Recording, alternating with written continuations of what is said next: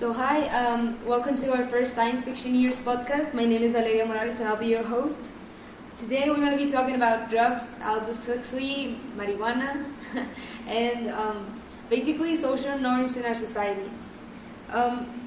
We have three very special guests today. We have Sara Juarez, Hi. who is part of Science Fiction Years. We have Braulio Ramirez, who is a science major who came all the way from Massachusetts. I'm sorry I interrupted you. That's okay, thanks. Okay. And we have a very special guest called Aldous Huxley. He was born in Surrey, England. He was educated in Oxford. He died in Los Angeles, California. He's the author of classic novels such as Eyeless in Gaza and The Genius, and The Goddess, along with other nonfiction. I'm sorry I got the titles of your novels wrong. We're actually here today to talk about his most famous novel called Brave New World. Hi. Greetings, I am very honored to be here after some years of being dead. Yeah, I guess it's weird coming back from the dead to talk on a podcast. Yeah. I'm guessing it is. So we're here to talk about your novel. It was Brave New World, published, I think it was I wrote it in 1931, but it was published the next year. Okay, cool. Well, I think this novel is very great. I think it has a great impact in a lot of the people that read it. Can you guide us a little bit about what the novel was about? Well, the main story follows Bernard, who is an alpha, social class in the book. Highest rank. The highest rank. He was actually an alpha plus.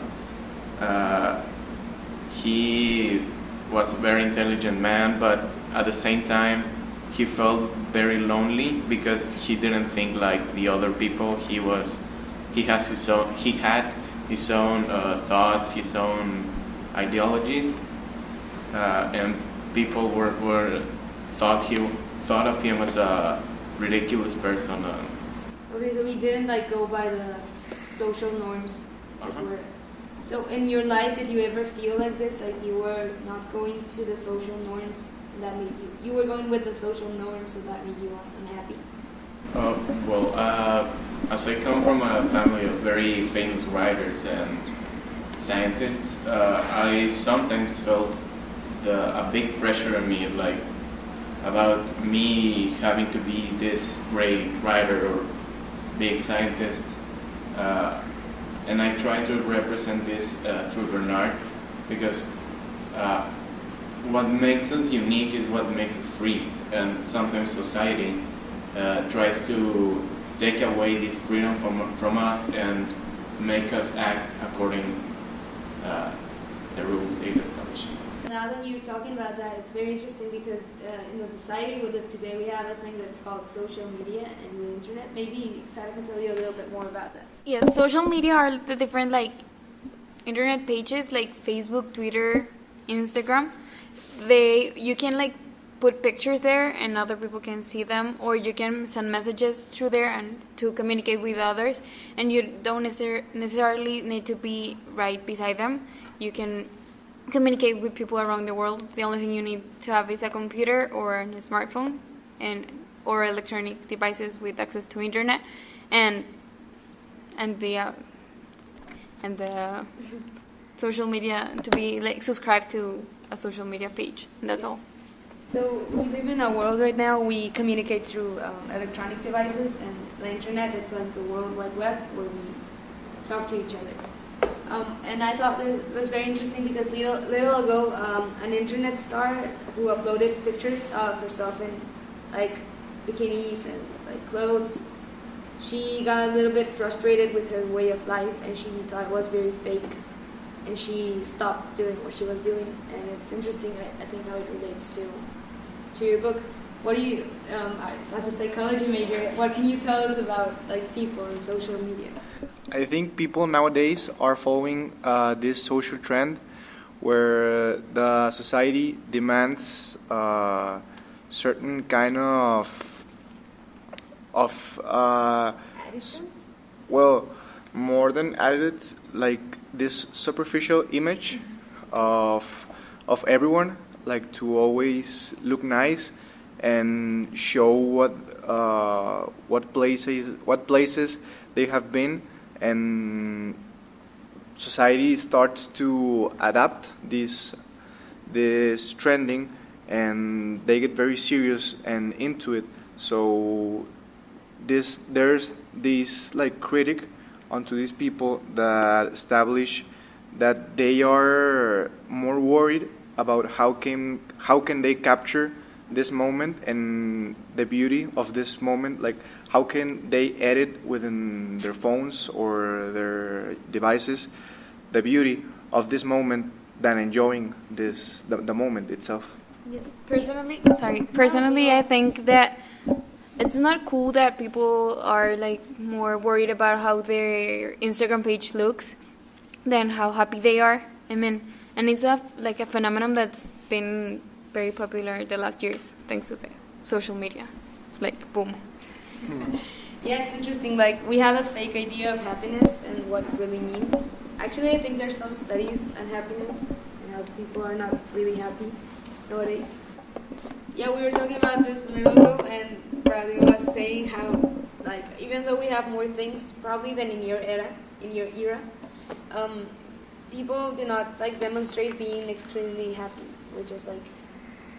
Well, I remember a trip I had a while ago to the United States, in which even though it was very pleasant to see the people that were happy and enjoying, there was like a lot of noise, and there was not a lot of conversation between people, but instead they were trying to base their happiness in material stuff, material things. So maybe food and clothes. Food, money, attractions, and all that. Okay. So actually, we wanted to talk about like one specific concept of your novel that's called the Soma. That's like the drug, right, of the novel. Yeah, Soma was a drug that made the people to be happy without any sort of aftermath. They just went happy, they stopped being happy, and they took more of the drug. Yeah, that's basically. But why people want to avoid truth? For example, in the novel, people consider Soma to be happy and like forget about their problems. But like, why is this psychological? Yes. Like, why this happens, probably. According to the review of general psychology, people avoid information because three main things. Number one, it may demand a change in beliefs. Number two, it may require undesired actions. And number three, it may cause unpleasant emotions. In Brave New World, the world state will want to avoid any actions, changing beliefs or emotions that may lead to a revolt, and this is why they avoid the truth. Thank you, Rolio. I tried to portray like a way of them to a superficial and unmeaningful way of fighting against their problems. Like, they just escape from them, and instead of like confronting them. And make them feel like the problem was solved when it actually wasn't. And that's why we have Bernard and John Smith with their dialogues and their actions. Okay, that's interesting because this is like a utopian novel. So it's a dystopian novel in a utopian world where everything works and people are just like, they have everything they need, but it's not functional, it's not right. There's like a not right feeling about it, because I think that relates a lot to a world where we live, because we have like more things than anyone else in history, and still it's like people aren't really truly happy. It's more like a superficial happy, like a Soma happy. And actually, talking about Soma, little ago there was this legislation that was passed in Mexico where it allowed for people to consume recreational marijuana a drug in their home. What do you think about like people being allowed to just consume drugs anytime, just anywhere? I mean, because this is sort of a step towards something that might be like the complete legislation of other drugs. Mexico, do you have any opinions on this? Well, I think like well they use it as a form of I don't know, passing time or something like that, but not as a way of escaping from their problems and an excuse to do everything they want. Okay, so interesting. I mean, because in the end, Soma was that. It was like something they did just to pass time, but it became something more. So, I mean, who has the power to tell you, no, you can't consume no more, you can't do this? Because then you have powers controlling you. I mean, until what point? That's the question.